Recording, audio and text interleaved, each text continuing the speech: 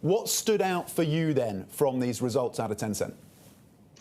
Well, the results are absolutely as expected. A slight beat and a slight miss, really. They're solid numbers. So what stood out is the market's reaction right now. Yeah, absolutely. Well, what is behind that market reaction? We know the analysts are overwhelmingly bullish on Tencent. We know that they have yet to really feel the full force of this antitrust push that we're seeing by regulators here. So what is dousing the optimism that we're seeing amongst investors for this stock?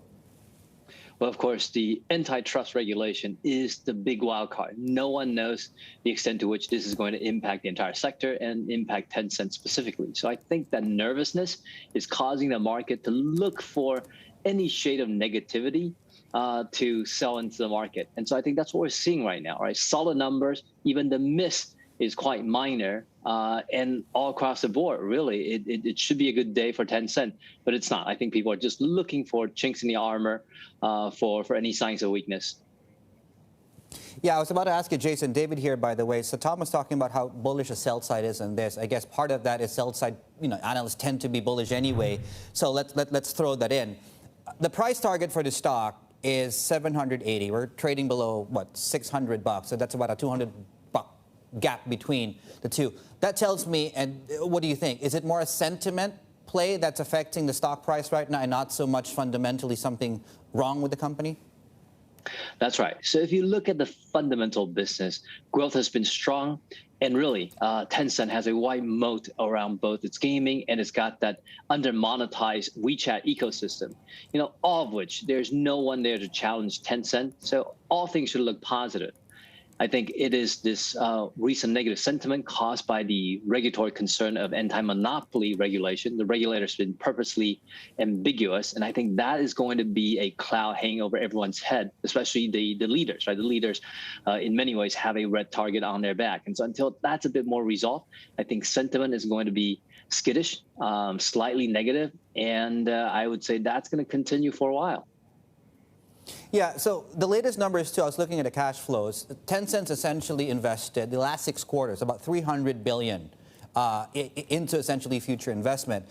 I don't think I remember any time in the past, Jason, where when we talk about big tech, we're talking about now competition between them. We talk about a big market. Is there enough between them in terms of a market? Do I need to worry about competition and them eating into each other's market? Absolutely.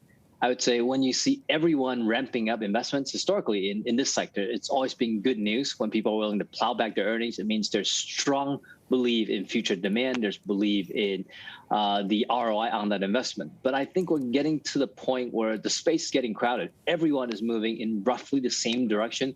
Whether you're May.21, whether you're Pinduoduo, or you're Alibaba, whether you're Tencent, you're all eyeing about the same space. Whether it's getting into online financial service provision, or getting into more social, getting into more cloud. And as people start to make similar investments, I think what's going to happen is that crowded capital is going to reduce the forecasted ROE. So I think that may be one area of concern as we're seeing not just Tencent ramping up investments, but everyone else in ramping up investments in the same sector. Yeah, the stock down now 2.5%, Jason. To what extent can the advertising revenue, which was pretty decent in this set of results, can that offset the slowdown that we're seeing in gaming? Well, I think the slowdown in gaming is likely to bounce back, and advertisement is going to be strong. And then again, I don't see anything down the pike that will threaten that trend. So I would say the gaming numbers are probably being over extrapolated in terms of its permanency. What about the fintech part of the business? That's what hit Alibaba, of course. Do I expect the same for Tencent?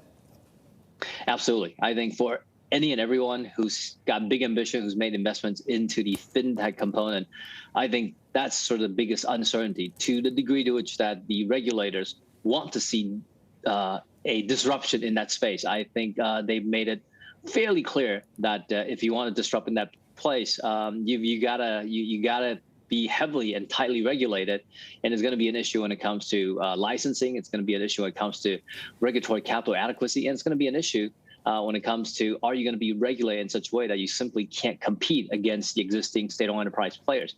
All of those are questions that we don't have a lot of answers to. Jason, how much of a straight line can we draw from this antitrust probe, the regulatory tightness that we're seeing here when it comes to technology, to the decision by Zhang Yiming, the founder of ByteDance, the owner of TikTok, to step down? I think it's very related. While the official statement says that he's stepping down to avoid day-to-day management activities because he feels like he's not good at it, frankly, he was never really handling the day-to-day activities, right? His right-hand man, who's now being elevated into CEO position, was always the guy who handled the day-to-day. So the stepping down doesn't mean a ceding of control, a ceding of decision rights, a ceding of the strategic vision. I think very little has changed other than, like Ma Yun stepped down as CEO. This is just a way to get out of the regulatory bullseye and to, in some ways, at a very sensitive time, to get out of the limelight. Okay, so as far as the company is concerned, can I now focus then on the business itself, which, by the way, is I would have to say it's doing quite well. Oh yeah, the business has been fantastic, and that's why there is no reason to engage on the regulatory front. And so for Zhang Yiming to find a way to offload that attention, it's a very smart way, both self-protection and as well as putting a barrier in between himself and regulators. Jason, 10 seconds or so. Would you buy this IPO if it goes IPO? Ooh, I usually am a wait and see. I think straight out of IPOs, the market tend to overreact, too over-exuberant. You get a lot of buyers who are retail-oriented. So I would tend to wait.